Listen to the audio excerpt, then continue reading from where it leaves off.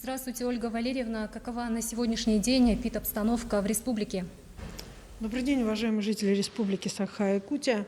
Текущая санитарная эпидемиологическая обстановка в республике остается напряженной и характеризуется 84 новыми случаями выявленной коронавирусной инфекции на территории в целом республики.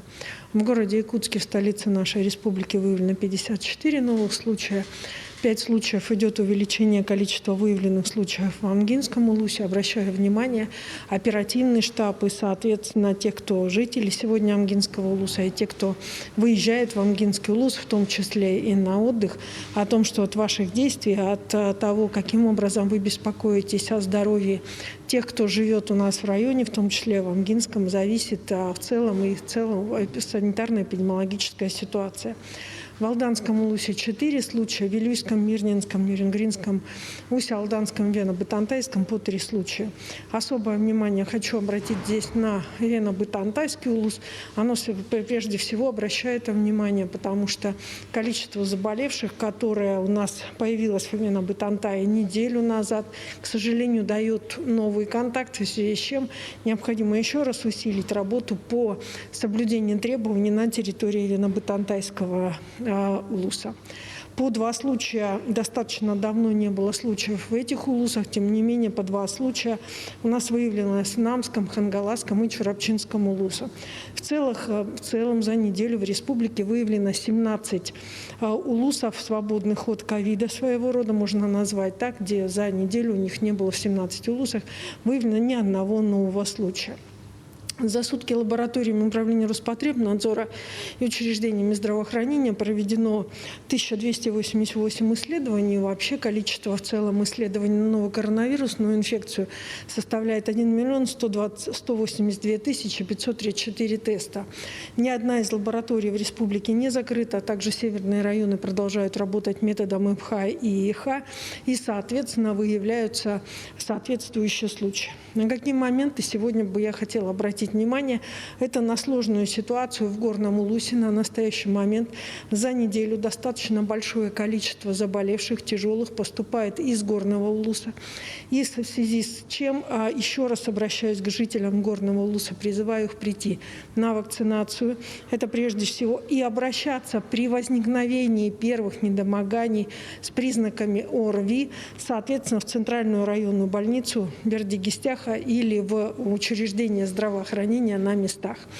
Никакие иные какие-то условия или подождать, что это пройдет, или это обычное ОРВИ, не имеет смысла на это надеяться. Просто-напросто поставьте в известность, исключите ковид, и я думаю, что для всех будет ситуация достаточно проще сегодня решаться и легче. Прежде всего, это здоровье ваших родственников и вас самих. Достаточно сложно сегодня оценивается ситуация с нашей позиции относительно беременных женщин. Сегодня оперативный штаб утром по анализу недели очень четко определяет, что у нас есть тенденция к увеличению количества беременных, которые поступают в наш перинатальный центр республиканский, соответственно, с тяжелыми уже случаями, в связи с чем я призываю членов семьи беременных женщин, соответственно, их окружение, а также работодателей, у которых работают беременные, принять все меры для того, чтобы была осуществлена вакцинация, для того, чтобы сохранить не только мамочку, но и будущего ребенка. На 28 июня 2021 года в республику поступило 220 717 доз. Как и говорила я на прошлых брифингах, на прошлой неделе республика переступила порог. Больше 200 тысяч человек у нас вакцинировано первой дозой, 201 145 человек. В целом использована вакцина 96% от общего объема вакцины, поступившей в республику Саха-Якутия. Уважаемые жители Республики Саха-Якутия, в пятницу был подписан указ главы Республики Саха-Якутия о снятии ограничений с 1 июля с работы ряда организаций, в которых будет произведена полная вакцинация работников и, соответственно, услуги будут оказываться только вакцинированным посетителям. В связи с чем на настоящий момент учреждения здравоохранения готовы, обслужить все выезды, необходимые для того, чтобы провакцинировать работников общепита. И, соответственно, Министерство предпринимательства совместно с Министерством инноваций подготовить непосредственно эти учреждения, организации, прежде всего общепита, к работе по вхождению в организации посредством QR-кода, который выдается после того, как человек прошел вакцинацию. В связи с этим обращаем внимание на то, что снятие ограничений будет касаться как времени работы, так и тех ограничений, которые установлены в части использования различного рода микшерских пультов, музыкальных программ и все, что связано, соответственно, с позициями, которые мы были вынуждены поставить в целях того, чтобы не допускать большого скопления народа в этих учреждениях. Кроме того, уважаемые жители Республики Саха-Якутия, в республике продолжает отмечаться рост летальности от новой коронавирусной инфекции.